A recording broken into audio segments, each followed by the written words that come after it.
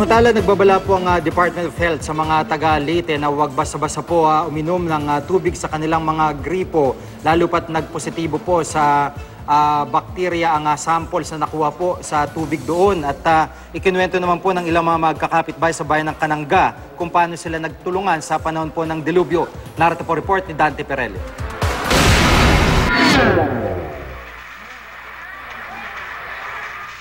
Sa gitna ng pananalasa ng Bagyong Yolanda noong nakaraang buwan, namayani pa rin ang pagtutulungan ng magkakapitbahay sa Sitio Pileng, Barangay Libunggao sa bayan ng Kananga, Leyte.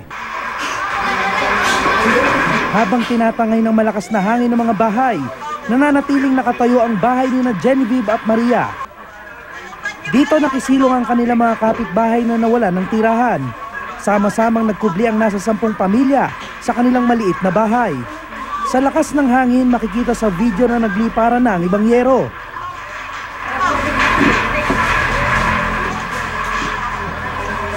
Tulong-tulong din ang magkakapitbahay na takpan ng 1 buwang gulang na sanggol na anak ng isa sa mga nakisilong.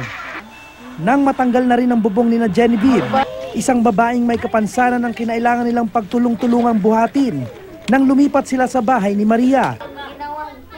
Doon sabay-sabay silang nagdasal. Mag-iisang buwan matapos ang dilubyo, hanggang ngayon ay nakatira pa rin kina Maria at Genevieve ang mga kapitbahay. Para sa dalawa, ang kanila raw ginawa obligasyon nila sa kanilang komunidad.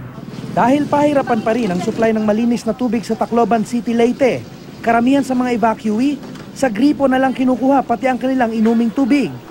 Pero babala ng Department of Health, malaki ang posibilidad na makakuha ng mga sakit sa pag-inom ng tap water.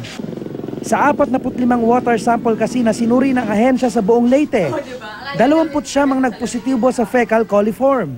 Ilan dito galing sa Tacloban. Ang fecal coliform ay uri ng bakterya na nakukuha sa dumi ng tao o hayop. Maaari itong magdulot ng diarrhea at iba pang waterborne diseases. Makikipag-ugnayan daw ang DOH sa mga water station para gamitan ng chlorine ang kanilang mga tubo para makatulong sa pagpatay ng mikrobyo. Sa huling tala naman ng DOH, umabot na sa 14 ang kaso ng leptospirosis sa lalawigan. Isa na ang namatay. May naitala ring 12 pasyente na nagkatetano, 3 sa kanila ang namatay.